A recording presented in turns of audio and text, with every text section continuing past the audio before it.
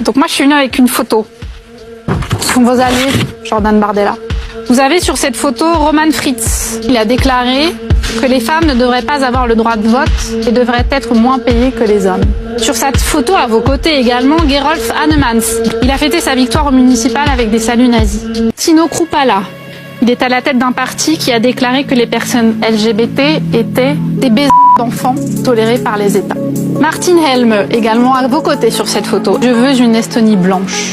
Tomio Okamura, tchèque, juge, je cite, que l'intelligence humaine varie considérablement entre les races entre les hommes et les femmes. André Ventura, portugais. Je veux retirer leurs ovaires à celles qui avortent.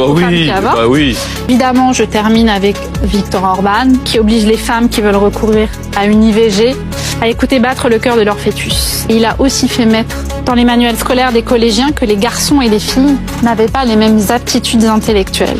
Monsieur Bardella, vous n'avez pas honte d'avoir ces alliés-là au Parlement européen? C'est fini, on peut... Ok.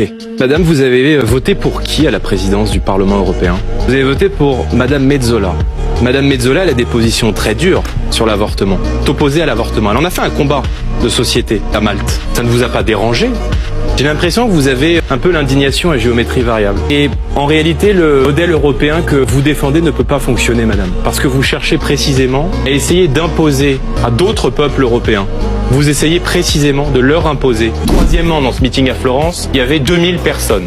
En France comme en Europe, quand je me déplace dans des meetings, je croise beaucoup d'élus, beaucoup de parlementaires, beaucoup de militants et que je fais beaucoup de photos. L'estonien, c'est ballot d'ailleurs, parce que l'estonien dont vous avez parlé, Martin Helme me semble-t-il, il était ministre il y a 5 ans pendant la précédente campagne européenne. Vous savez avec qui il était en coalition, madame? Avec vos alliés du groupe ALDE au Parlement européen. Donc, si vous étiez cohérente dans votre indignation et dans votre numéro de Calimero, alors il ne faut pas voter pour madame Metsola qui a des positions très dures sur l'avortement à la tête du Parlement européen.